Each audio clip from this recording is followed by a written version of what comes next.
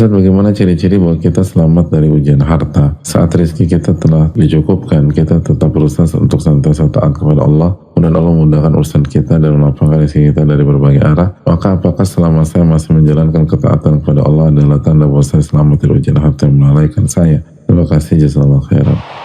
Iya, jika makna dari ketaatan adalah ketaatan secara utuh, dan di antara ketaatan secara utuh adalah harta itu didapatkan dengan cara yang halal dan dialokasikan atau digunakan di dalam ketaatan kepada Allah SWT, dan hak harta itu ditunaikan seperti dibayarkan zakatnya. Karena seringkali banyak orang berpikir kalau yang penting kalau dia sholat lalu dia bantu ini atau misal bangun masjid atau umrah atau haji maka dia aman. Padahal hartanya diambil dari jalan yang haram, lalu juga di sisi lain dialokasikan untuk hal yang haram. Ya nggak bisa demikian.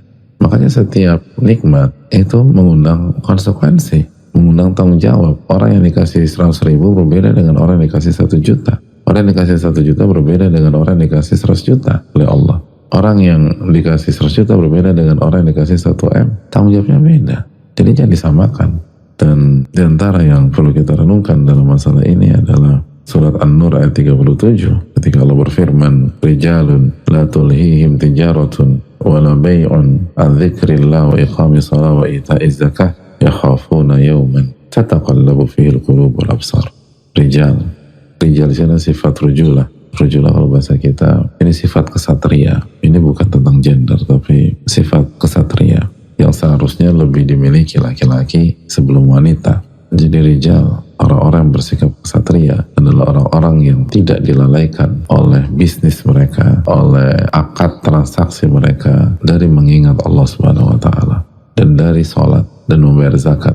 Mereka takut suatu hari di mana hati dan penglihatan itu digoncang oleh Allah. Nah, kalau kita bisa sampai titik ini maka insya Allah kita aman.